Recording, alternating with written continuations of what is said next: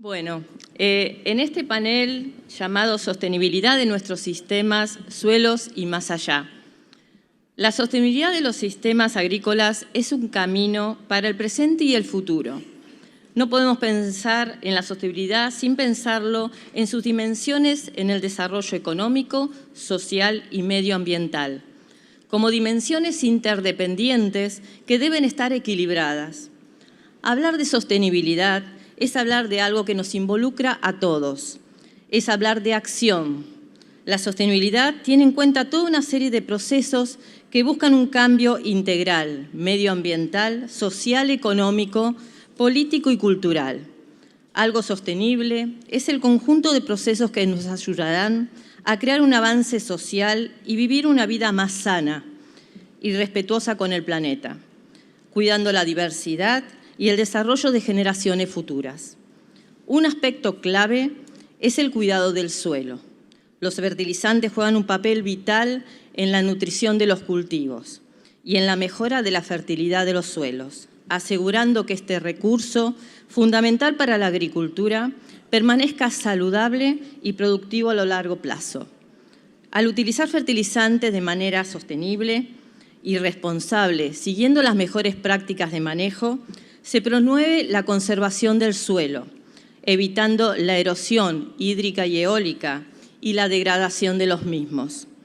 Además, como vimos en este panel, forma parte del lema de Una Salud. En este panel, denominado Sostenibilidad de nuestros sistemas, suelos y más allá, se abordará el tema de sostenibilidad en distintos planos. En un plano pensando en el suelo, poniendo una mirada con lupa en el suelo y ver las características físico-químicas y biológicas del mismo. Luego vamos a avanzar en un plano un poco más alto, pensando en el sistema de producción, pensando en el manejo, qué hacemos bien y qué hacemos mal, qué podemos corregir. Y por último, mirando un plano un poco más arriba, pensándonos como involucrándonos en el mundo, cómo proveemos alimento al mundo, ¿sí? Y en eso vamos a hablar de la huella de carbono, las mitigaciones de gases de efecto invernadero y cómo podemos ser más eficientes con el uso de los nutrientes. Para ello nos acompañan 3 especialistas en cada una de estas materias. Silvia Imhoff, ingeniera agrónoma de la Facultad de la Universidad del Litoral, magíster y PhD de la Universidad de San Pablo, profesora asociada Diagnóstico y Tecnología de Tierra, Facultad de las Ciencias Agrarias, Universidad Nacional del Litoral, investigador categoría 1, investigador independiente del CONICET, exdirectora del Instituto de Ciencias Agropecuarias del Litoral, miembro de Comisión de la Evaluación de Ciencias Agrarias de CONICET, presidente de la Asociación Argentina de la Ciencia del Suelo. Y basta. No tengo. Lo tiene Silvia. A ver. Ahí estamos. De la Comisión de Física de la Ciencia del Suelo, presidente de la Comisión de Física del Suelo de la International Union of Soil Science y director de la Comisión de Física de la ISTRO, International Soil Tillage Research Organization. Autora de numerosas publicaciones y presentaciones de congreso. Sus áreas de trabajo son la compactación de suelo, interacción planta-calidad de suelo y más recientemente efectos de la aplicación de enmiendas orgánicas en las interacciones planta-calidad del suelo. Silvia nos va a hablar salud física del suelo y nutrición. Luego seguirá Alberto Quiroga. Beto es ingeniero agrónomo de la Facultad de Agronomía de la Universidad Nacional de La Pampa, magíster en Ciencias Agrarias y doctora en la Universidad Nacional del Sur, profesor asociado de Edafología, Manejo, Conservación y Fertilidad del Suelo de la Universidad de La Pampa, ha dictado numerosos cursos de posgrado y es un activo formador de recursos humanos, quienes se destacan en el área de nutrición y conservación de suelos. El doctor Quiroga tiene una profusa producción de trabajos científicos y libros y materiales de divulgación técnica y una activa carrera de extensionismo. Fue integrante del Consejo Asesor de Suelo de la Provincia de La Pampa por Intanguil y el Colegio de Ingenieros Agrónomos y miembro del Consejo Directivo de la Universidad de La Pampa. entre otras numerosas actividades de gestión. Beto nos va a hablar de manejo, sobre qué hacemos mal y qué hacemos bien. Y por último, Rodolfo Bongiovanni, ingeniero agrónomo, con doctorado y maestría de la Universidad de Purdue, en Estados Unidos, coordina el proyecto de diseño de sistemas sostenibles en el INTA y también es profesor de la Universidad Católica de Córdoba. Junto a su equipo, ha caracterizado las huellas ambientales de las principales cadenas de valor agrobioalimentarias de Argentina. Rodolfo nos va a hablar de huella de carbono en sistemas agropecuarios. Bueno, sin más, los dejo con los disertantes. Gracias.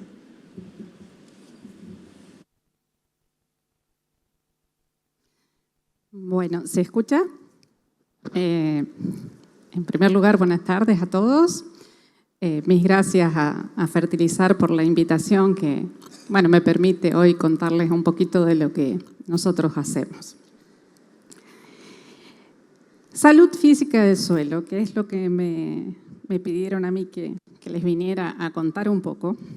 ¿Cómo la define el USDA, el NRCS?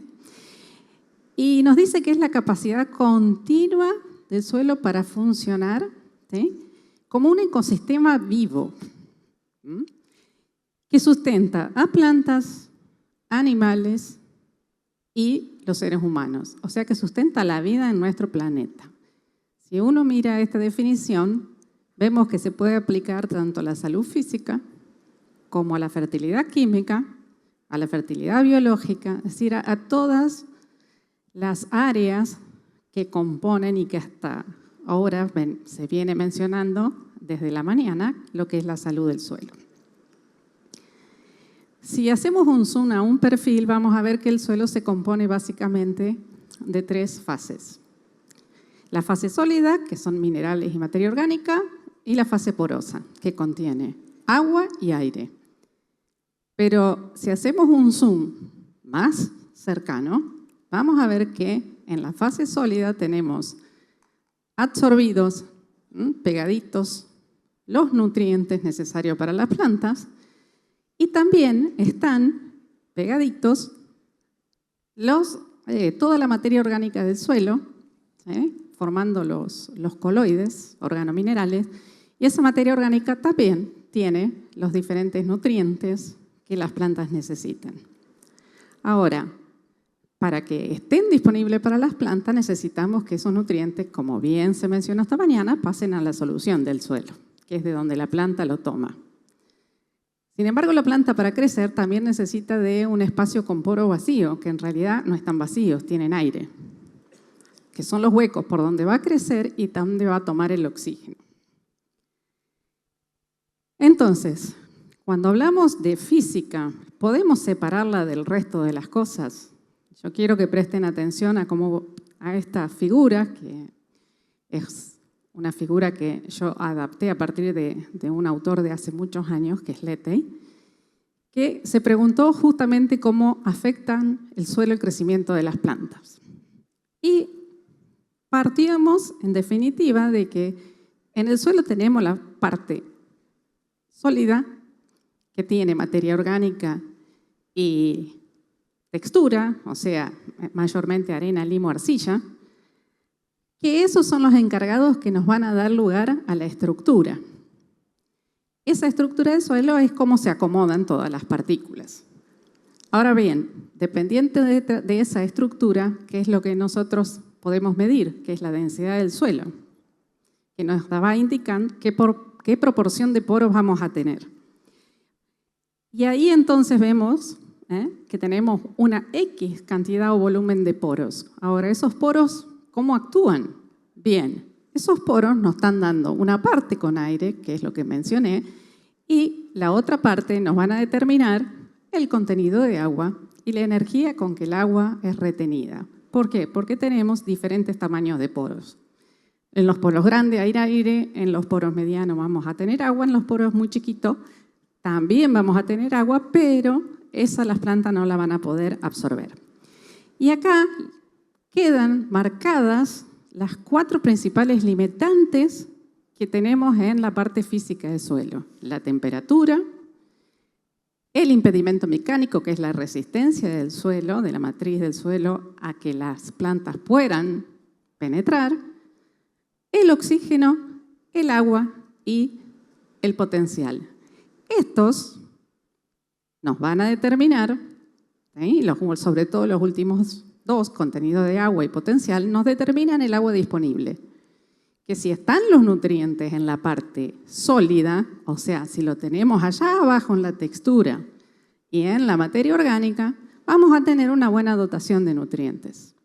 Con el agua van a estar disponibles para las plantas. Sumado a los otros factores, si están en una cantidad adecuada, la planta va a poder absorber los nutrientes, desarrollar un buen sistema radicular y, como consecuencia, tener un buen crecimiento de la parte aérea y rendimiento. Entonces, esto sumado a todos los factores del ambiente, que ya se mencionó también. Entonces, yo quiero remarcar dónde tenemos la parte de nutrientes, que normalmente es lo que más miramos, y la cantidad de factores de física del suelo que impactan sobre el crecimiento. Entonces, no nos podemos olvidar de que es un sistema integral y que esa disponibilidad, los microorganismos, van a estar esos nutrientes disponibles en función de lo que los microorganismos transformen y disponibilicen. Tenemos las tres fases que tienen, yo diría, la misma importancia.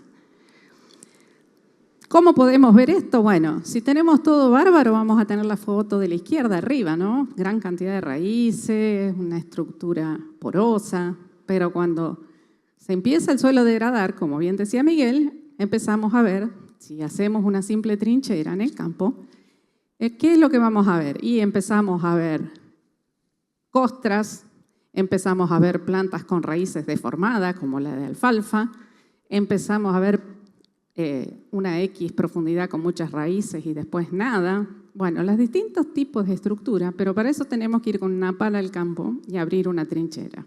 No solamente mirar la parte aérea de la planta. Y después tenemos una serie de indicadores que se pueden medir al laboratorio, que ustedes todo esto ya los conocen.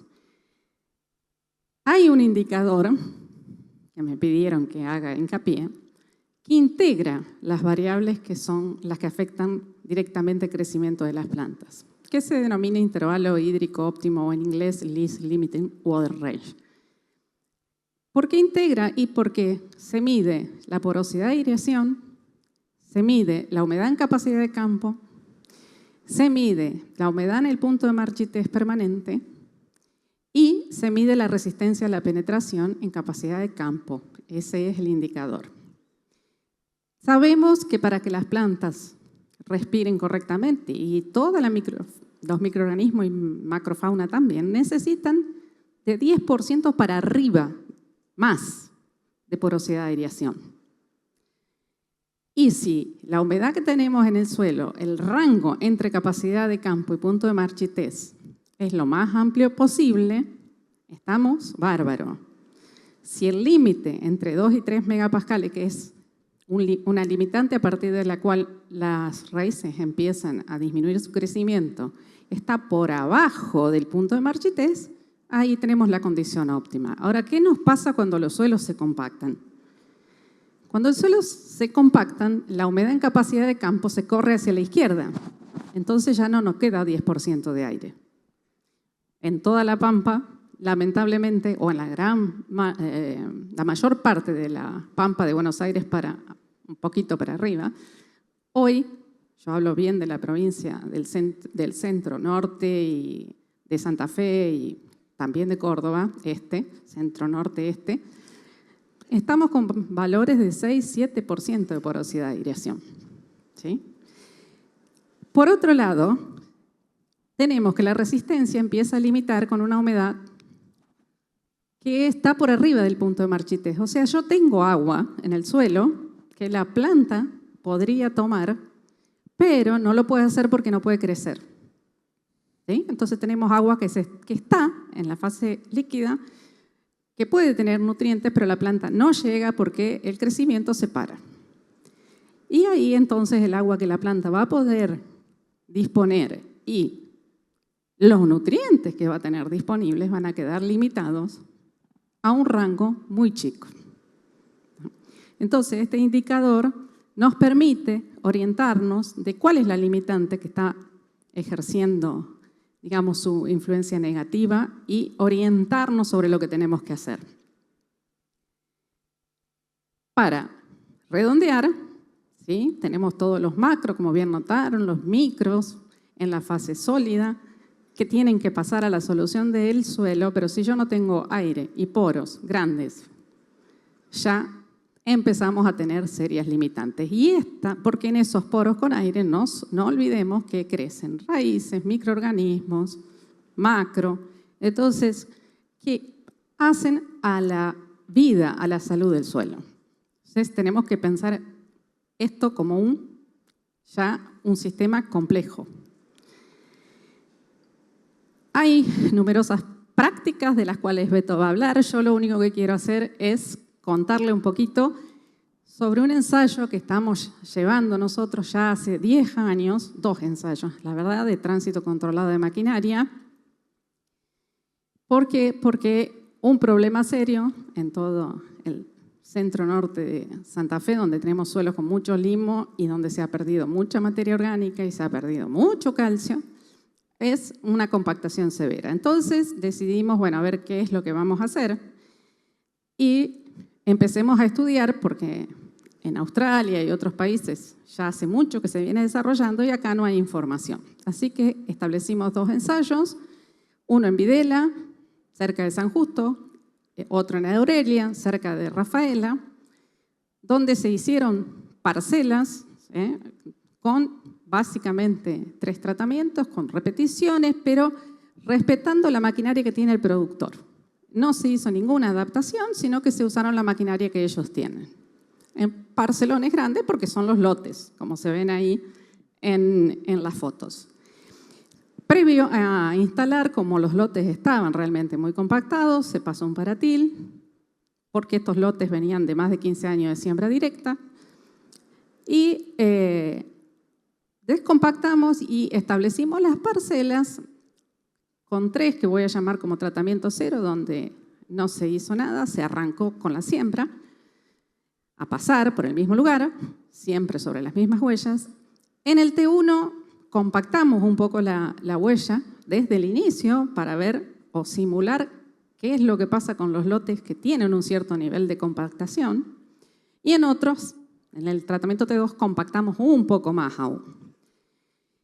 El problema que tenemos es que los lotes están transitados prácticamente en un 100%, entonces tenemos el suelo compactado y no percibimos las diferencias y no nos damos cuenta de lo que se pierde. Bueno, con este tipo de ensayo nosotros queríamos ver qué pasaba con la estructura entre las huellas y qué pasaba con esas huellas. Estos es el diseño para que vean que en un lugar trabajamos con casi 6 metros, en el otro con 9 metros de ancho, porque diferían las maquinarias, los tractores, la cosechadora.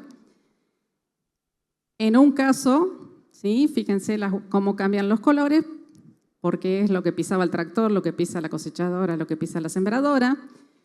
Y en la figura de abajo a la izquierda, ¿sí? Nos muestra cómo nosotros lo que hacíamos es siempre circular por una huella y las otras no coincidían bien. Bueno, porque no es el sistema de tránsito controlado 100% que tiene todo el mismo ancho de trocha.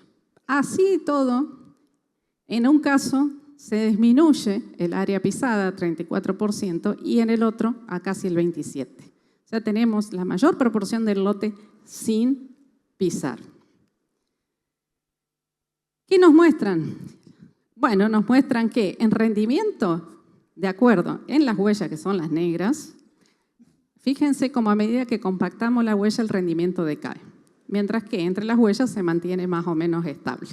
Lo mismo en maíz como en soja.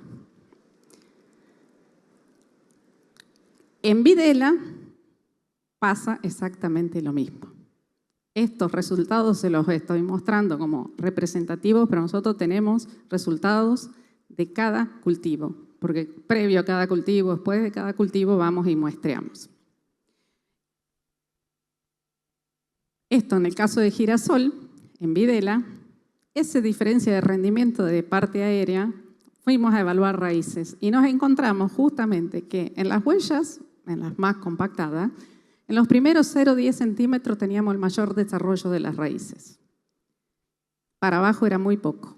Y con una biomasa de 950 kilos.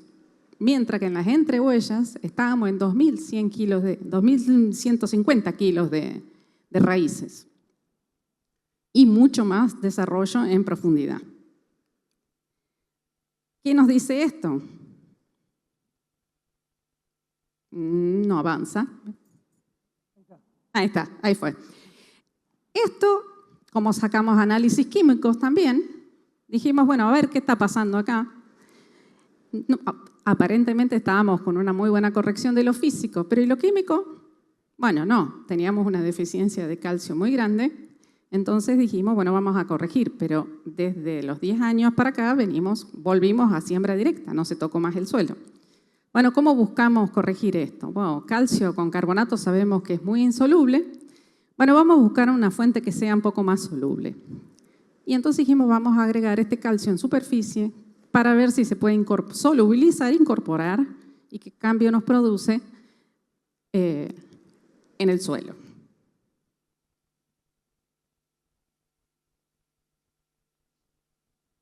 De nuevo no pasa, no me quiere. Ahí está, gracias.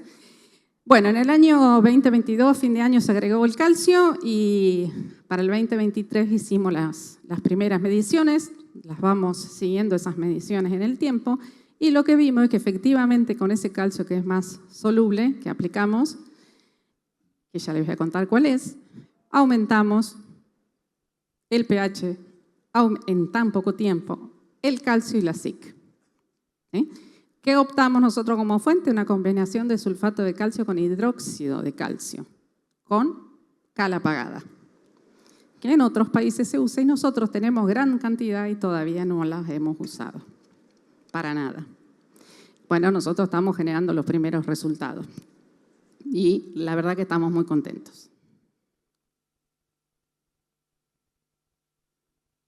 No, ¿si me la pasan? Sí, pero no. Ahí pasó. Bueno, unos datos. Fíjense cómo el tamaño de los agregados, ¿sí?, disminuyó mucho entre las huellas a causa del calcio. ¿Sí? El tamaño de los agregados adecuados es entre 4 y 8 milímetros, de los agregaditos más chiquitos que después se van juntando. ¿Por qué? Porque esos permiten a las raíces hacer un buen contacto, absorber bien los nutrientes y a su vez crecer entre los agregados.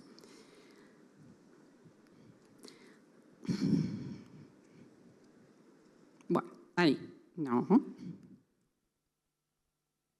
Ah, tener que cambiar la pila. Listo. Esto es rendimiento de maíz. Fíjense cómo, donde tengo calcio, tengo rendimientos más altos, ¿sí? En las 3 posiciones, sobre todo en la entrehuella. ¿Esto qué nos dice a nosotros? Que realmente cuando tenemos una deficiencia o una limitante en la física y no la corregimos, estamos bajando la eficiencia de uso del fertilizante, del corrector y viceversa. Si tenemos una deficiencia en alguno de los cationes o nutrientes, no vamos a lograr alto rendimiento. Y volvemos a lo que estuvimos diciendo antes.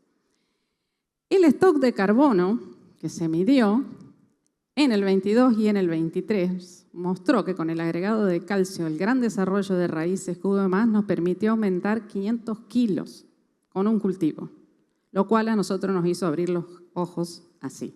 Se quiere decir que hay muy buena respuesta cuando uno combina la tecnología disponible. Tránsito controlado, todo el mundo tiene miedo, todo el mundo dice que no es factible. Bueno, las maquinarias, como les dije, uno puede hacer coincidir una huella. Las empresas están intentando ya hacer máquinas con ancho de trocha similares, afortunadamente en Argentina, con distintos tamaños de rueda, cuanto más ancha para una misma carga mejor. están adaptando todo lo que sea los chimangos para que puedan ir las tolvas encima de las huellas de la cosechadora. O sea, estamos avanzando, gracias a Dios, en todo esto. Y creo que una prueba de esa es un establecimiento muy grande que está en el sureste de Chaco, que tiene más de 6.000 hectáreas, gracias al, quiero mencionarlo, al ingeniero Besón y Repeto de acá de la Universidad de Rosario, de la Facultad de Ciencias Agrarias, tienen implementado un sistema de tránsito controlado como tal. Entonces creo que ya entramos en otra etapa donde vamos a empezar a ver esta tecnología que se va a desarrollar más ampliamente. Y para cerrar, no olvidarnos entonces que el suelo tiene 3 componentes fundamentales, que es lo sólido, la fertilidad física, la fertilidad química y la fertilidad biológica, que tienen que interactuar si queremos un suelo saludable. ¿Por qué? Porque eso nos va a permitir, de acuerdo a los factores que tenemos de formación de suelo de cada región, de clima, de relieve, de material, junto con la actividad, nos va a permitir la vida de animales, de todos, incluso los microorganismos, nos va a permitir la vida de las plantas, que son, en definitiva, nuestro sostén. Así que el mensaje me parece que tenemos que empezar a verlo a los sistemas como realmente son, que son sistemas complejos. Lo cual hoy, con las charlas que tuvimos previamente y nos hablaban de la nutrición, quedó más que claro que no es simple, sino que estamos hablando de sistemas complejos. ¿Todo? ¿Mirta?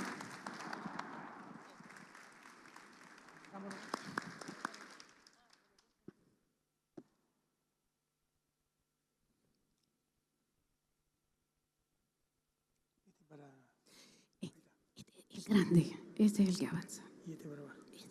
Para atrás. Bueno, buenas tardes. Cuando pensamos este simposio, nos reunimos, el grupo este se reunió varias veces para ir coordinando. Dijimos de separar como 3 escalas en la presentación. Yo voy a hablar un poco más de parte de lo que dijo recién Silvia, pero dentro de esa complejidad del sistema de producción. Ustedes piensen que mi especialidad es suelos, pero si aquí trajéramos a alguien que esté en la parte de gestión ambiental o de nutrición animal, nos daría sobre el mismo hecho productivo seguramente una charla distinta. Es decir, que el enfoque disciplinario, como enfoque disciplinario, hace buenos aportes, pero resulta demasiado estanco ese conocimiento para una complejidad que es el sistema de producción. Y el productor tiene que decidir sobre esa complejidad donde quizás sobre el mismo hecho productivo, mejor intensificación ganadera, tenemos 8 miradas distintas, o por lo menos no coincidentes.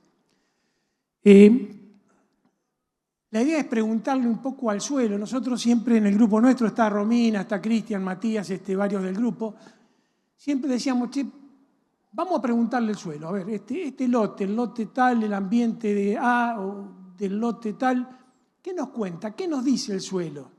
Porque en realidad los suelos son distintos porque primero a lo mejor son suelos de distintas características, distintos ambientes, pero también han recibido distintas presiones de nuestro manejo. Y a través del tiempo, a lo mejor 15, 20 años, hoy el suelo es lo que es en base a lo que nosotros hicimos. Si nosotros pudiéramos interpretar por qué el suelo está así y relacionarlo con lo que hicimos, indudablemente podríamos revisar muchas de las estrategias de producción. Por ejemplo, esta presentación que vemos ahora se complementa o trata de complementar mucho lo de esta mañana, lo de Rotondaro, lo que se habló, ¿no es cierto?, sobre los nutrientes. Ustedes piensen que cuando uno toma una muestra de suelo con un barreno, la tamiza, la manda al laboratorio, el laboratorio de química la tamiza, hace el análisis y ahí saca el fósforo que hoy nos decía, ¿no es cierto?, Fernando, el Braicur, que nos dice 20 partes por millón. Ahora, estos 2 suelos que vemos acá, un suelo de la derecha arriba, de color más oscuro, perforado por raíces, y un suelo de abajo, ¿no es cierto?, que es de la misma textura, pero un poquito más claro, quizás tiene menos materia orgánica, y donde uno lo abre ese agregado al medio y no hay raíces. Es decir, el laboratorio de química me va a tamizar los dos suelos y me va a dar un dato, pero la planta va a ver cosas distintas. Posiblemente la planta coincida en que en el de arriba tiene 20 partes por millón, pero el otro, por más que el laboratorio diga 20 partes por millón, la planta dice, yo acá veo 8, no veo 20. Entonces, esa es un poco la consecuencia de lo que nosotros hemos venido sumando con nuestro manejo. Hoy tenemos muchos lotes, donde el 20-30% del suelo están agregados, digamos, que no son penetrados por las raíces y que, sin embargo, contienen nutrientes disponibles, pero no accesibles. Entonces, estas son algunas cuestiones de las que queríamos de alguna vez comentar. Fíjense ustedes acá estos dos suelos, el suelo de arriba, poroso, rugoso, penetrado, y el suelo de abajo liso, bordes lisos, digamos, con poca evidencia de actividad biológica. Poca evidencia, lo mismo, ¿no es cierto? Nos está mostrando lo mismo. Es decir, los nutrientes químicamente disponibles, ¿están accesibles realmente? ¿Basta solamente con un umbral crítico de 14 partes por millón de fósforo o además tengo que revisar el estado físico de la salud física de mi suelo para saber si esos 14 partes por millón de Bray realmente van a estar accesibles o no para el cultivo? Bueno, en esto se van a llevar sorpresas cuando, muy fácil, agarrar una pala, ¿no es cierto?, levantar una muestra de suelo, 1 metro, 1,5 metros, dejarla caer sobre algo duro y ver cómo parte y ahí revisar. Es importante hacer eso, que tiene un costo cero. Y aquí viene entonces, ¿quién genera esa porosidad interna de agregados? Se genera, es de un año para otro. Bueno, lo que vemos nosotros después de varios años que ha trabajado el grupo es el tema de las raíces, ¿no? La de la izquierda, mirando de frente, la que tienen ustedes a la izquierda, es el perfil de un suelo bajo gramínea perenne, ¿cierto? Una gran porosidad, presencia de raíces, uno no sabe, si saca la foto, no sabe cuál es la parte aérea o la parte inferior del perfil porque está perforado por raíces. Ahí estamos hablando de alrededor de 15 toneladas de raíces por hectárea. La de al lado es una alfalfa, bien visible. Y la que también, una alfalfa de primer año será 8 toneladas de raíces y bueno, de segundo, tercero, cuarto año, ¿no es cierto?, puede llegar a superar las 15 toneladas de raíces por hectárea.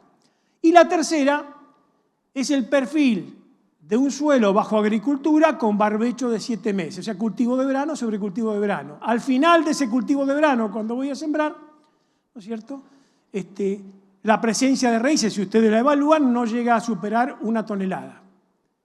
Entonces, el efecto, si yo hago eso 1 año, 2 años, 5 años, no pasa nada. El sistema sigue funcionando, pero si yo esto lo hago más de 10, 15 años, ¿no es cierto?, indudablemente el suelo no se puede sostener. Y ahí es donde se empieza el divorcio entre lo que es la disponibilidad química con la accesibilidad química a los nutrientes que hoy estamos tratando, ¿no? Fíjense en esto me impresionó, es una foto que nos mandaron, ¿no es cierto?, de Córdoba. Por casualidad, ¿no es cierto?, el agua erosionó la costa del lote, pero fíjense, yo no sé si a ustedes no lo sorprende, a mí, por más que uno ha estudiado, ha medido, cuando uno ve esta foto, ve la cantidad de raíces de la pastura perenne, ¿no es cierto?, y ve lo que queda después de 7 meses de un barbecho largo, es sorprendente, es sorprendente. Bueno, esto fue lo que fuimos haciendo, tratar de llegar a darle valores a la cantidad de raíces, a la biomasa de raíces de los distintos cultivos y pasturas de la rotación, soja de primera, de segunda, ¿no es cierto?, maíces de siembras tempranas, darle valores y así, sumando esos valores a través de la secuencia de cultivos durante un periodo de 10 o 20 años, yo no necesito conocer el rendimiento, simplemente si el productor me dice, mirá, en 20 años hice 5 maíces, 6 sojas, 2 girasoles, 3 trigos,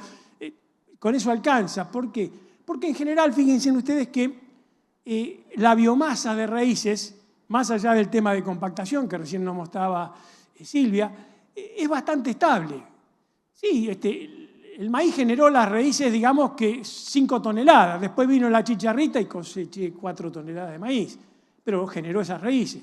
O viene la falta de agua en enero y el maíz no rinde lo que tiene que rendir, pero las raíces las generó. Entonces es un parámetro bastante estable que nosotros le llamamos índice de rotación. Ahí arriba ustedes tienen, ¿no es cierto? Son productores, digamos, de la zona de acá, del centro de Córdoba. El lote 5, por ejemplo, dice índice de rotación 7,8. ¿Qué quiere decir?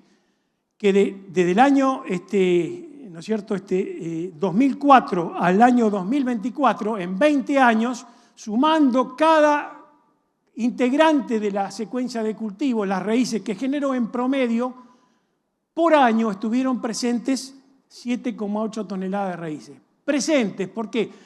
Me van a entender, porque la raíz de alfalfa del primer año es posiblemente la misma, o gran parte de la misma, la pivotante, de la del segundo y tercer año. Por eso no hablamos de cantidad, presencia de raíces, ¿no es cierto? Presencia. Entonces, fíjense qué interesante, ¿no? Índice de rotación 7,8, 8,0, 7,1. Los suelos, digamos, en general, que están bajo cultivos de verano, con barbechos de 7 meses, ¿no es cierto?, el índice de rotación anda alrededor de 4,2. 4,2 promedio de 20 años de presencia de biomasa de raíces por hectárea. Respecto de suelos que tienen alrededor de 8, con más integración, estos son productores tamberos. Y TEO es el tiempo de ocupación. El tiempo de ocupación quiere decir, durante los 12 meses del año, cuántos meses o cuántos días o qué porcentaje de esos 12 meses estuvieron presentes biomasa, esa biomasa activa. Nosotros hemos pasado, en general, de la década del 90, de tiempos de ocupación del 70, 70 y pico por ciento a tiempos de ocupación del 42%. Es decir, en los últimos 20 años, 22, 23 años, tenemos que hablar ya desde el año 98 fundamentalmente, muchos lotes de productores han pasado de índices de rotación de 8 a 4, 4,2, y de tiempos de ocupación del 71 o 72% a tiempos de ocupación del 42%. ¿Qué les parece a ustedes? El suelo, después de 20 años de hacer esto, ¿va a cambiar o no va a cambiar? Fíjense en acá, estos son productores de la zona de 30 de agosto y cerca de Trenquelauquen. Ahí están evaluados distintos lotes, 20 años. Y si uno toma del año 98 al 2018, el índice de rotación es 5,41. No está tan mal. Pero cuando uno parte el 98 al 2008 y del 2008 al 2018, toma de los 20 años, toma los primeros 10 años de ese periodo, ve que entre el 98 y el 2008 el índice de rotación era 6,10. Y del 2008 al 2018 el índice de rotación del mismo lote bajó a 4,3. Y el tiempo de ocupación de 65% bajó a 42. ¿Cómo vamos a mantener el acceso a los nutrientes si hemos bajado la biomasa, la presencia, la construcción de esa porosidad interna que nos hablaba Silvia, no solamente por cantidad de raíces, sino por tiempo de ocupación de esas raíces? Por eso es que después vamos a ver algunas cosas positivas que hemos hecho y muy positivas en algunos de estos lotes, es la introducción de cultivos de cobertura. ¿Estás haciendo monocultura de soja? Seguí haciendo monocultura de soja, pero entre soja y soja podés poner un cultivo de cobertura. Ahora vamos a ver. Bueno, paso rápido esto, pero sí son evidencias de distintos lotes de productores para que ustedes vean simplemente cómo se observa, ¿no es cierto?, esa presión que hemos generado, la falta de raíces y cómo el suelo va adoptando de alguna manera una estructura subsuperficial, los estratos, ¿no es cierto?, que se observa cierta compactación. Raíces, lo mismo, soja, alfalfa, girasol, raíces que deberían explorar en profundidad se quedan, como decía por ahí Silvia hoy, concentradas en superficie. Y acá viene, y esto lo ha hecho mucho el Intanguil, está Romina, está Cristian ahí, han trabajado varios años en modificar esta realidad física, hacer más accesibles los nutrientes, entre otras cosas, a través de la descompactación mecánica y o biológica. ¿Qué quiere decir? Yo puedo pasar un cultiví, un paraplow y mecánicamente modificar el suelo. Pero también puedo poner un cultivo de cobertura. O puedo actuar mecánicamente y en el mismo momento poner un cultivo de cobertura. Las dos cosas juntas. Bueno, hay muchos ensayos en distintos tipos de suelos donde muestran los beneficios de combinar la ruptura mecánica con la exploración de raíces inmediatamente, que es la recuperación biológica de esto, ¿no es cierto? Ahí tiene usted una raíz de centeno, por ejemplo, al medio. Una raíz de centeno más o menos puede generar entre 10 y 15 kilómetros de raíces por metro cuadrado. 10 a 15 kilómetros de raíces por metro cuadrado. Entonces, es indudable que ha mejorado la infiltración, ¿no es cierto?, que ha mejorado distintas propiedades. Esa costra superficial, arriba, que es media despreciable, ¿vieron ustedes esa costrita arriba que son unos pocos centímetros, milímetros? Parece que son insignificantes. Bueno, fíjense en ustedes lo que genera esa costrita. En general, que el agua no pueda infiltrar, la tasa de infiltración, ¿no es cierto?, es inferior a la intensidad de la lluvia, por más que sea un chaparrón, y en general lo que se observa es esto. Hoy Miguel Tahuada mencionaba, hay mucho movimiento de suelo que sin llegar a ser un problema importante para los sistemas de producción, uno ve cómo los residuos superficiales se acordonan, se acomodan, se mueven, digamos, por este efecto. ¿Esto por qué? Porque cuando uno habla de falta de macroporosidad y problemas de compactación, hay al menos 5 variantes de densificación, 5 variantes de compactación. Por eso cuando uno habla, tengo un problema de compactación, bueno, pero ¿cuál es? ¿El 1, el 2, el 3, el 4 o el 5? Y no sé. Bueno, ustedes no saben la cantidad, bueno, de casos tenemos hasta videitos que nos mandan los productores, porque hay productores que han comprado cultiví, paraplow y lo están pasando a 35 centímetros y tienen problemas de piso de sembradora, de directa, entre los 8 centímetros y los 14 y lo están pasando a 35. En general, la mayoría de los problemas de descompactación están mal encarados, no se están haciendo bien. El otro tema es la falta de cobertura. Esos barbechos de 7 meses, donde posiblemente una cobertura de soja llegaba para sembrar un maíz de octubre, pero ahora le corrí la fecha al maíz de octubre, lo siembro en diciembre, esa cobertura de soja no llega. Fíjense lo que son La Pampa, Uriburu 2020, esa nube es suelo. Viedma se cortó la ruta 3, eso también es suelo. Simplemente lo mismo que pasa con la hídrica, decía Miguel, pasa con la eólica hoy. Y acá está la alternativa, ¿no es cierto? Tengo 7 meses de barbecho entre 2 cultivos de verano, por ejemplo, ¿no?, para hablar de uno de las secuencias de los sistemas de producción. ¿Y por qué no hago algo al medio? Hay radiación, llueve, todos los días está mineralizando la materia orgánica y poniendo nutrientes disponibles que nadie lo utiliza durante 7 meses. ¿Por qué no lo uso? Y trato de mitigar un conflicto que lo voy a tener en mi sistema de producción. Entonces acá, esto también es Córdoba, pero simplemente para mostrarle, este campo no tenía problemas de erosión eólica y no necesitaba el cultivo de cobertura. Pero ¿qué pasó? En ese rastrojo de soja, en vez de hacer el maíz de octubre, pasó a maíces de diciembre. La cobertura de soja no llegó hasta diciembre. ¿Qué pasó? Se voló el campo. Entonces, ¿qué le pido a ese cultivo de cobertura que está ahí? Quiero hacer maíces de diciembre sobre soja, sin que se me vuele el campo. ¿Y cómo debe ser ese cultivo de cobertura? Ahí sencillito. Un centeno, 2.500 kilos de materia seca y listo, ya está. Porque eso es lo que le estoy pidiendo. No le pido que me aumente el carbono, ¿no es cierto? No, le estoy pidiendo, quiero que no se me vuele el campo y sembrar 2 meses más tarde el maíz sobre antecesor soja sin que se me vuele el campo. Bueno, de esta manera hay 20 objetivos distintos más o menos por los cuales uno puede hacer un cultivo de cobertura.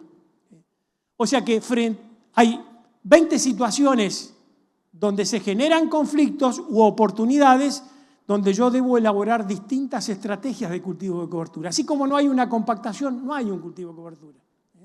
Podríamos hablar mucho de esto.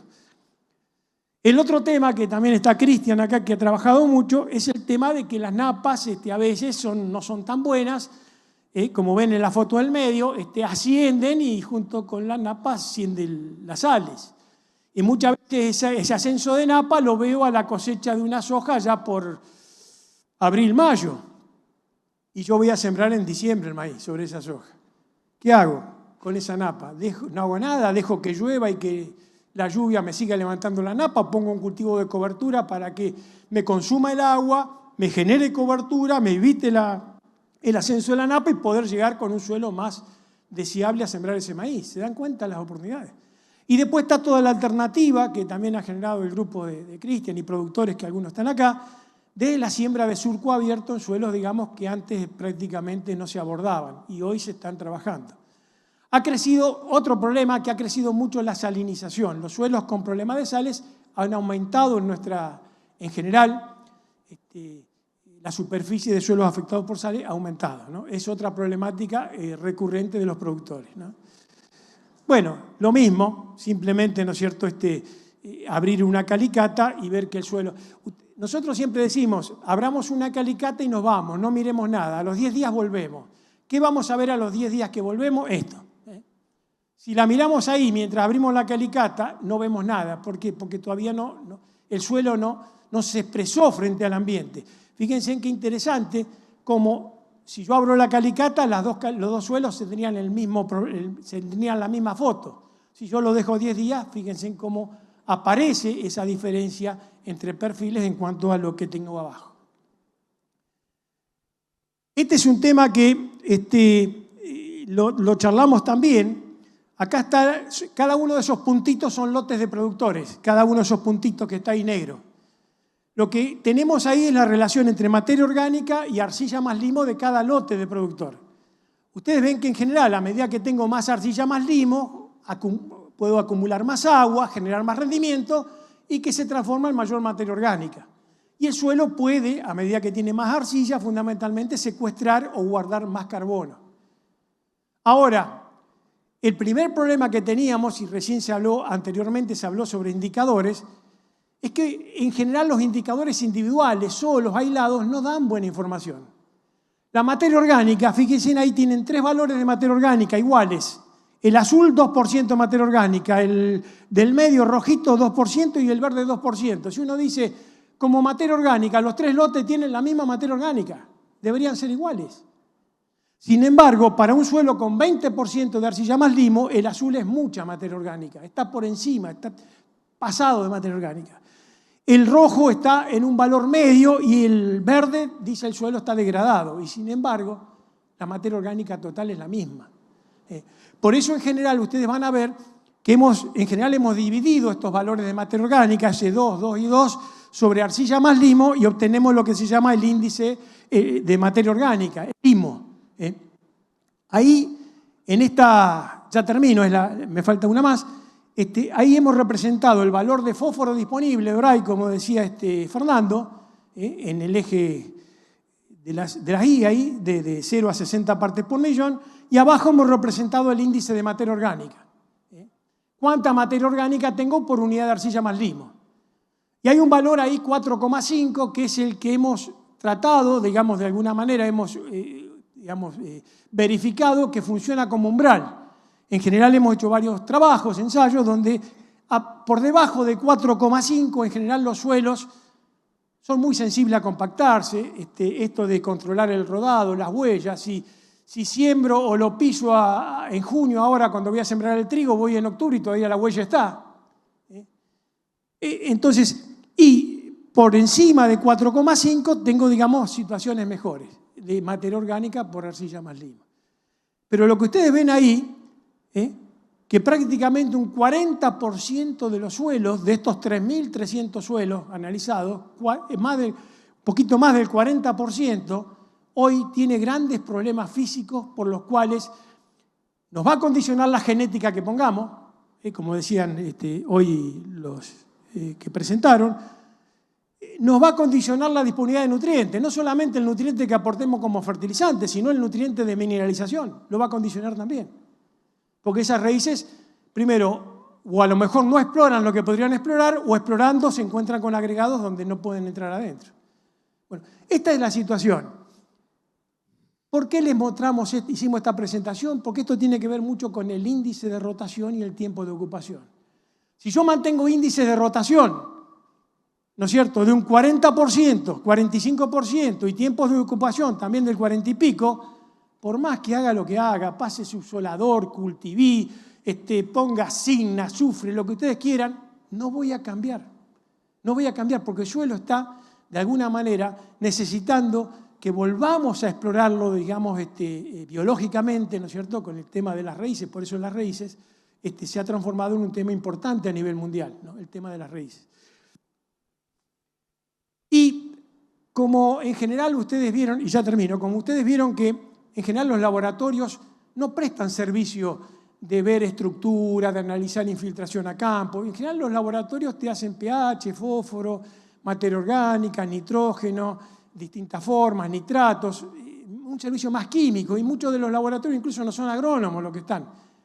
Entonces nos pasaba de que teníamos buena información de física del suelo, de salud del suelo, que mostraba cosas tan evidentes a nivel de lote y nos permitía corregir o modificar estrategias que ya estaba haciendo el productor.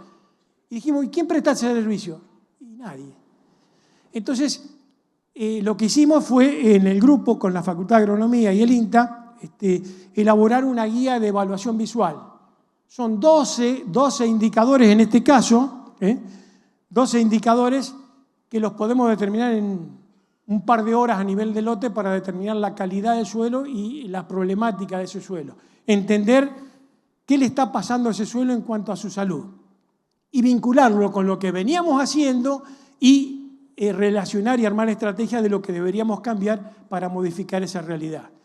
Estos indicadores, costo cero, se imaginan que son indicadores visuales, es decir, es un poco de tiempo nada más, pero es una agronomía de campo que nos permitió, digamos, que puede al agro argentino darle una buena oportunidad, digamos, de revisar las estrategias, tener una mejor evaluación de dónde estamos parados, hacia dónde vamos y qué deberíamos cambiar, ¿no es cierto?, en condiciones de campo, porque lamentablemente no tenemos ese servicio, ¿no es cierto?, de médico que vaya al domicilio a ver el paciente para evaluar su salud física, que, como yo les decía, y acá termino, puede estar condicionando seriamente la disponibilidad, no la disponibilidad, el acceso a los nutrientes que ya tengo disponible. Gracias.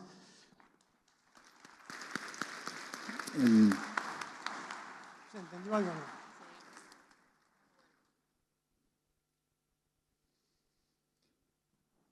Bueno, buenas tardes. Qué privilegio estar acá. Gracias, Mirta, por coordinar el panel. Gracias al comité organizador, a Fernando, a Esteban y a todo el equipo que ha estado por detrás del Simposio Fertilidad 2025. Voy a cambiar ligeramente el ángulo de la información, se decía antes. Voy a comenzar planteando uno de los principales problemas que nos enfrentamos ahora en la humanidad, que es el calentamiento global, ¿no? Si todavía estamos dudando de si esto es real o no, la Organización Meteorológica Mundial publicó que el año pasado, el 2024, fue el año más cálido de la historia desde la Revolución Industrial, ¿no? O sea, quiere decir que llevamos ya superado la meta de que no íbamos a pasar el 1,5 grados de aumento de temperatura. Y ¿cómo sabemos que nosotros, los seres humanos, los sistemas productivos, tenemos algo de responsabilidad en esto? Bueno, podemos mirar a la concentración de CO2 en la atmósfera, ¿no? Ahí está, desde que yo nací, que había 320 partes por millón hasta los últimos datos publicados, 421 partes por millón en la atmósfera, un incremento del 32%. Quiere decir que acá tenemos una de las causas que generan ese efecto del calentamiento global. ¿Y qué rol cumple la agricultura? Bueno, del total de la huella de carbono, del conjunto de las emisiones, digamos, de la humanidad por las actividades humanas, que es de 50.000 millones de toneladas, 50 gigatoneladas, el sector nuestro, el sector agropecuario, es responsable a nivel mundial del 18,4%. Esto en el mundo, ¿no? Quiere decir que ahí el principal responsable del calentamiento global es el uso de la energía, básicamente combustibles fósiles. Combustible fósil es un stock de carbono almacenado en el subsuelo, que lo extraemos y lo quemamos y lo emitimos de nuevo a la atmósfera. Ahora, ¿Cuáles son esas proporciones en Argentina? Es cierto, Argentina no es un gran jugador, está por debajo del 1% en su contribución a las emisiones globales, pero, dado que el sector agropecuario es más importante en nuestro país que en el resto del mundo, los últimos datos indican una responsabilidad del 45%. O sea, en la huella de carbono de Argentina, las emisiones totales, que fueron 376 millones de toneladas en el año 2020, ese inventario corresponde al 2020, son los últimos datos publicados, el sector agro fue responsable del 45%. Que fíjense, del anterior inventario, que fue el 2018, pasó del 39 al 45. ¿Por qué? Bueno, estábamos en el medio de la pandemia, se consumía menos combustible fósil, proporcionalmente el agro siguió igual, pero proporcionalmente en el sector, en el inventario de la Argentina, representó un porcentaje mayor. Quiere decir que hubo un aumento entre año y año del 2,7. En vez de estar cumpliendo nuestra promesa de reducir esas emisiones, hubo un ligero incremento. ¿Por qué le llamamos huella de carbono? Porque lo llevamos a un gas conocido, que es el dióxido de carbono. Entonces, el resto de los gases los multiplicamos por esos factores de calentamiento, los potenciales de calentamiento global del resto de los gases. Entonces, emitimos 1 kilo de metano, por ejemplo, los animales emiten 1 kilo de metano, implica una huella de carbono de 28,9 kilos de dióxido de carbono equivalente. Y así con el resto de los gases. Así se conforma la huella de carbono. ¿Cómo la analizamos nosotros? Según la norma ISO 14067, que nos dice, bueno, muy sencillo, la huella de carbono es la sumatoria de los gases de efecto invernadero menos las remociones, ¿no? Y acá la parte de remociones por ahí nos llama la atención, es la parte que se refiere al secuestro de carbono, a la remoción de la atmósfera, o sea, la emisión se mide con signo positivo, el secuestro o remoción con signo negativo, dentro de un sistema de producción, usando un método de análisis de ciclo de vida. Quiere decir que para lograr 1 kilo de carne, 1 tonelada de grano, yo tengo que tener en cuenta todo lo que ocurrió en su ciclo de vida. Desde que se produjeron los fertilizantes hasta que yo los usé en el lote, las emisiones que generaron en el suelo esos fertilizantes, hasta qué ocurrió con los residuos, si los reciclé o no los reciclé, y hasta dónde llegó, digamos, ese producto.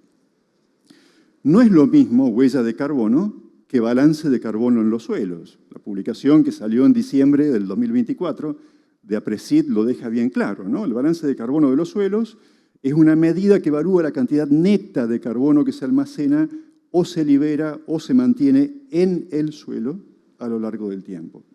A diferencia de la huella de carbono, que es el conjunto de los gases de efecto invernadero que se emiten a la atmósfera. Balance de carbono en suelo se refiere exclusivamente a lo que ocurre en el suelo. Ahora bien, esta huella de carbono ya fue estudiada a nivel mundial. Fíjense que hay un paper que salió, un trabajito de PUR y NEMESEC del año 2018 que hizo mucho ruido a nivel mundial y que dijo, bueno, este meta-análisis analizó los principales alimentos, y acá me voy aproximando un poco a lo que dijo el panel anterior. Hay una serie de productos caracterizados con alto impacto ambiental, dentro de los cuales se encuentran todos aquellos alimentos de origen animal, hasta los alimentos de origen vegetal que tienen una huella cercana a la unidad. Es decir, todos aquellos productos de origen vegetal, alrededor de 1 kilo de dióxido de carbono equivalente por cada kilo de producto. Entonces, desde el INTA dijimos, qué interesante esto, que se haga esto a nivel mundial. Nosotros tenemos que hacerlo también a nivel local, a nivel argentino, a nivel nacional. Entonces acá este gráfico, y lo muestro por primera vez, contiene el conjunto de trabajos que hemos hecho en el equipo entre el INTA y el INTI en los últimos 15 años, algunos por encargo de empresa, otros por encargo de cámaras, de asociaciones de productores, y hemos caracterizado todos los productos agropecuarios, y los que están acá en esta tabla han sido o bien publicados en revistas científicas o bien han sido certificados, quiere decir que están con un parámetro también académico científico. Como pueden ver, esa carne que a nivel mundial tenía un valor de 100, los valores más altos que nosotros encontramos fue de 40. Y todos aquellos productos de origen vegetal que estaban caracterizados en Europa cercanos a la unidad, bueno, muchos de ellos en nuestros estudios están por debajo de la unidad. Quiere decir que cuando a veces nos castigan con valores que no conocemos, ¿por qué? Bueno, está encerrado un poquito ahí el castigo por que usan factores desarrollados para otros países o que usan un factor de deforestación que, por ejemplo, no ocurre en la pampa húmeda, pero lo aplican igual muchas veces cuando analizan nuestros productos. Por eso la importancia de tener esta información disponible está y va a estar en las actas del simposio. Acá está una tablita simplemente numerativa por orden cronológico, donde fueron realizados los estudios y cuál fue el valor obtenido en cada caso, ¿no? Son todos valores publicados que yo los puse en una sola tabla, pero en realidad se pueden encontrar de forma aislada o después en su conjunto en las actas del simposio. Voy a hablar de algo que tiene que ver con el panel anterior, ¿no? Las dos pirámides, o la pirámide alimenticia versus la pirámide ambiental o las pirámides invertidas. Y se llama también la doble pirámide de la salud, con el concepto de One Health que se discutió antes. Del lado de la izquierda, la pirámide alimenticia nos dice que tenemos que consumir en nuestra dieta más productos de origen vegetal y menos de origen animal. Y la pirámide de la derecha nos está diciendo que todos aquellos productos alimenticios de origen animal tienen mayor impacto que aquellos que están en la parte de abajo de la pirámide invertida con menos impacto ambiental. Entonces hay una correlación directa o casi directa entre estos conceptos de la pirámide alimenticia con la pirámide ambiental. Quiere decir que estamos de alguna forma de acuerdo, estamos alineados.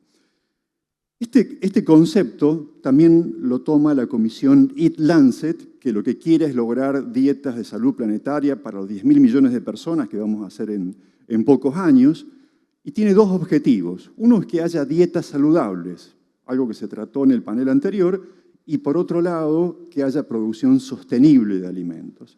Entonces establecieron un límite, que es la barra vertical, la línea vertical punteada de blanco, que muestra el límite que debería establecerse para no sobrepasar ese consumo.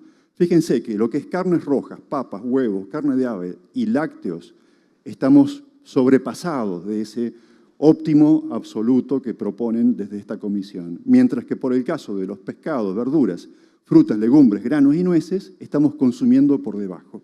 Quiere decir que un buen diseño de una dieta equilibrada, sana, debería tratar de mover esas proteínas de origen animal a más proteínas de origen vegetal.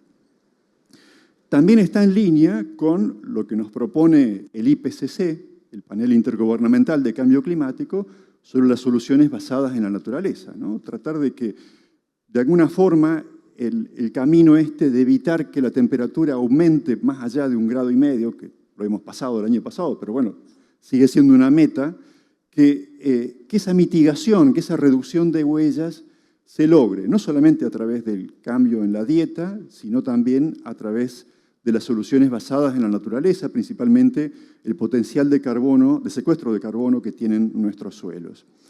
Por supuesto que ese potencial de secuestro de los carbonos puede ser muy alta cuando el suelo está degradado y partimos en el eje de las X, en la parte más cercana a cero, bueno, ahí el potencial de secuestro es muy alto. Pero cuando ese suelo ya se encuentra en su máxima capacidad de secuestro de carbono, la capacidad posterior a seguir secuestrando carbono es limitada, ¿no? Todo esto está en trabajos publicados por la Universidad de Purdue, cuyos links están ahí abajo del gráfico. Y cuando hablamos de soluciones basadas en la naturaleza, este mismo trabajo de Purdue nos dice, bueno, a ver, ¿cuáles son las prácticas que más potencial tienen para secuestrar carbono? Para Estados Unidos, bueno, siembra directa. En el caso de Argentina, que hace ya 20, 30 años que venimos con siembra directa, ¿es una práctica capaz de secuestrar carbono? No sé, habría que ver, porque debe ser un secuestro adicional, donde se mira hacia adelante y no se mira hacia atrás, porque no se mira el stock, sino el flujo de carbono. ¿Cómo hacemos nosotros para ver la parte de secuestro de carbono? Bueno, el método más sencillo de contar es el método MRV de FAO, medición, reporte y verificación. Consiste en medir el stock de carbono orgánico del suelo en el año 0, 4 y 8 a los 30 centímetros de profundidad. Qué fácil que se dice. El tema es cuando uno quiere implementarlo. Uno no puede ir hacia atrás y a veces cuesta también hacerlo hacia adelante. Este protocolo de la FAO nos habla del stock de carbono. Quiere decir que estoy hablando de un modelo de cantidad de carbono que hay en el suelo y la diferencia que hay en ese stock en el tiempo, ¿no? Se parece muy bien, se parece mucho a un análisis económico patrimonial. Ahora, cuando no disponemos de esa información, carbono orgánico del suelo en el tiempo, podemos acudir a métodos de estimación del IPCC. El IPCC propone 3 niveles, el nivel básico, medio y avanzado. Vamos a hablar del básico, que es el nivel 1, el IPCC Tier 1, método 1, que parte de esta ecuación 225, que está en el capítulo 2, y nos dice, bueno, punto de partida es tomar el stock de carbono inicial del suelo, básicamente el contenido de carbono en el suelo. ¿De dónde lo sacamos? Del mapa de FAO, que se ha hecho para el mundo, se puede conseguir para Argentina. Lo podemos sacar del mapa de la provincia de Córdoba, que publica IDECOR, y en este sentido el gobierno de Córdoba, junto con el INTA, han sido pioneros en la publicación de este mapa de carbono orgánico del suelo, de materia orgánica en la provincia de Córdoba. Esto se toma como referencia puntual en el campo que yo quiero analizar, se lo multiplica por un factor de uso de suelo, por un factor de manejo y por un factor de ingreso de carbono por fuera del sistema. Quiere decir que esta es una estimación tipo cuenta de almacenero, decimos nosotros. Es una estimación muy básica, pero que las reglas, los protocolos, por ejemplo, la ISO 14067, nos acepta para poder estimar, calcular la huella de carbono. Eso se puede corregir con factores locales. Por ejemplo, ahí está abajo citado un paper de Villarino, que el IPCC nos dice, bueno, debería ser para pampa húmeda un factor de uso de suelo 0,76, pero si hay trabajos científicos publicados localmente, nosotros tomamos el 0,86 que publica el grupo de Villarino. Y así con cada uno de los factores. El IPCC no es perfecto, es perfectible, y lo podemos ir perfeccionando con trabajos locales. Bien, ese potencial de secuestro de carbono en los suelos, ¿cuánto es? 23,8 gigatoneladas, casi un 40%, según nos dice este trabajo de Griscom del año 2017. En Argentina, ¿cuánto podemos secuestrar? 0,55 de ese total, quiere decir 0,13 gigatoneladas es el potencial de secuestro de carbono en los suelos, según este estudio del Centro de Ingenieros y la Academia Nacional de Ingeniería. ¿Cómo hacemos? ¿Cuál es el mensaje que le quiero pasar a ustedes, colegas, la mayoría? Hágalo usted mismo. Hagan la prueba de hacer un cálculo de huellas. Tienen que identificar las fuentes de emisión, quiere decir un planteo técnico de un cultivo, como si estuvieran haciendo un margen bruto. Identifican la magnitud de esas actividades, por ejemplo, cuánto gasoil se consume en una labor. Consiguen de fuentes públicas cuál es el factor de emisión en términos de emisiones de dióxido de carbono por cada litro de gasoil consumido, arman ese inventario, le restan el secuestro de carbono en el suelo y ahí tienen la huella de carbono. Bueno, parece fácil.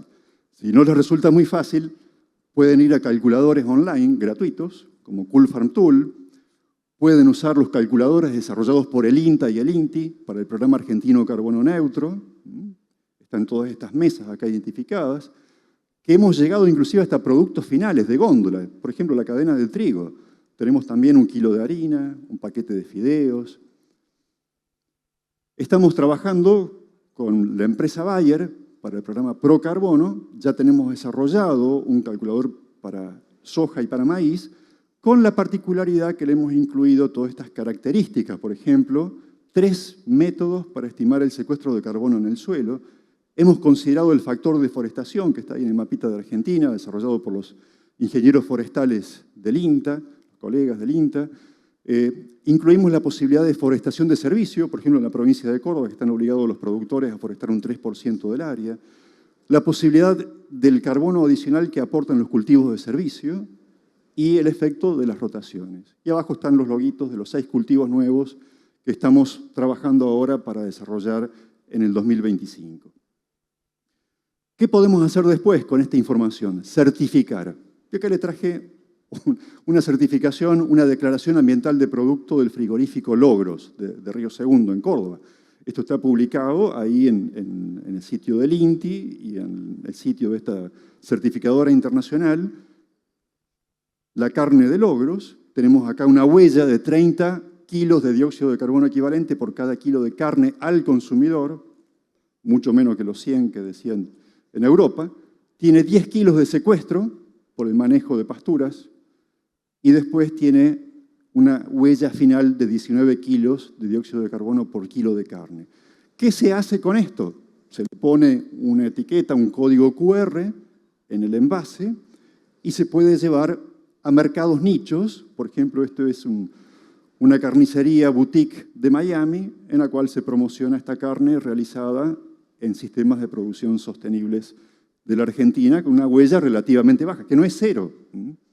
Es una huella que está ahí, pero que no es cero.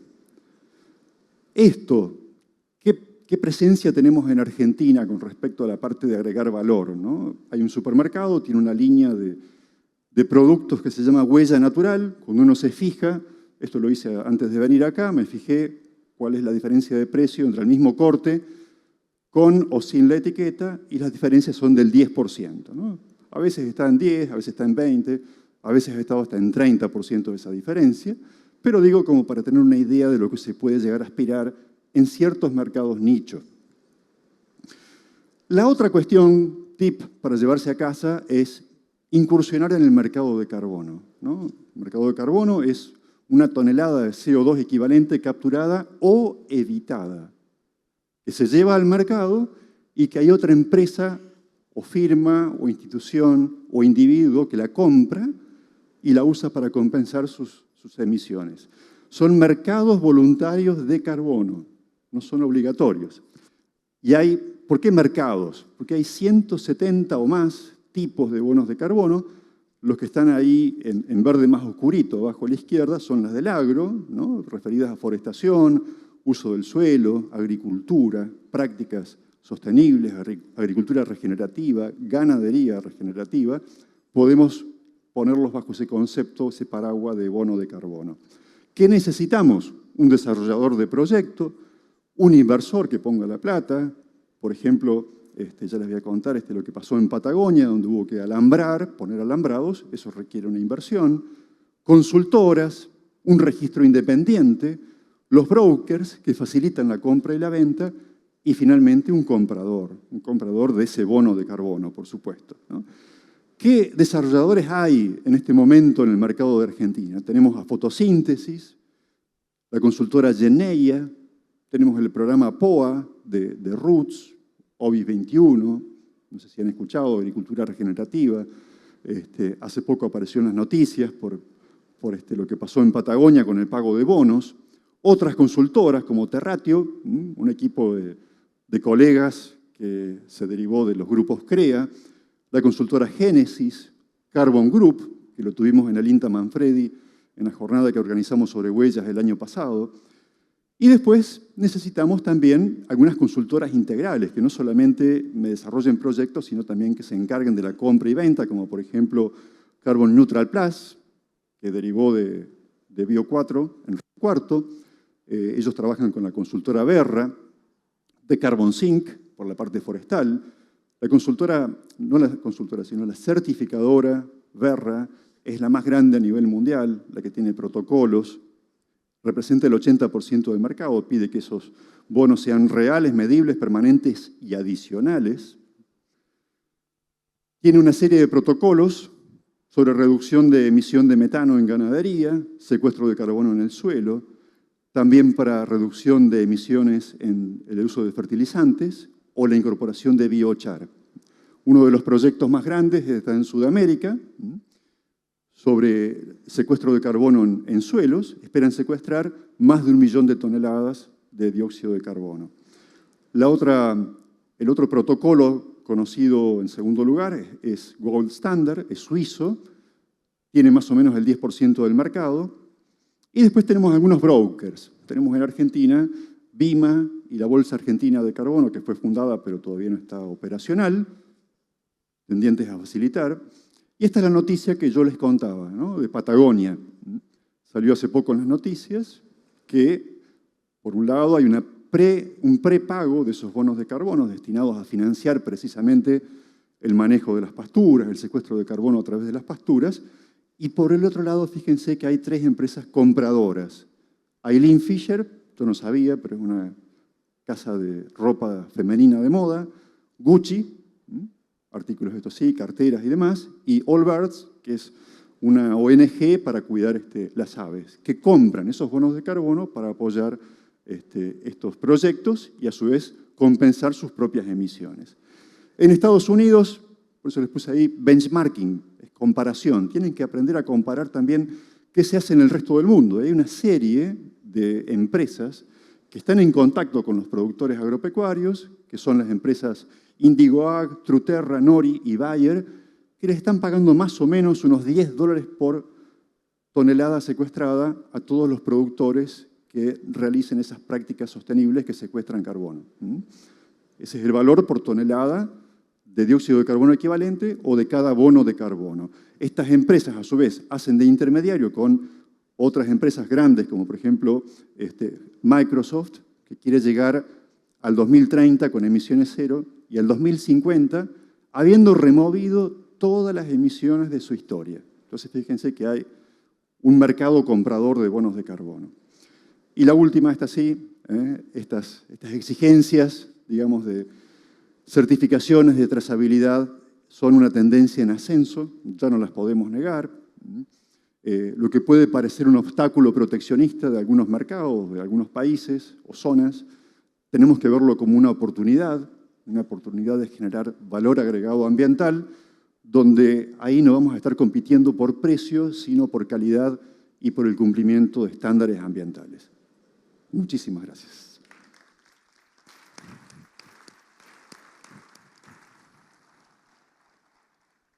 Bueno, acá terminamos el panel de sostenibilidad, nos hemos quedado sin tiempo para algo más, pero simplemente como para redondear el panel, hemos pasado por 3 escalas de sostenibilidad. Una escala de suelo, en donde profundizamos en las características físico-químicas y biológicas, en la escala de manejo del suelo y sistema de rotación y sistema de producción, y una mirada más alejada en lo que es a nivel de sistema, pero de huella de carbono, de empezar a medir la huella de carbono y secuestro de carbono. Muchísimas gracias a todos los disertantes, excelentes charlas, y nos vemos después en el mano a mano 17:50 en el otro saloncito.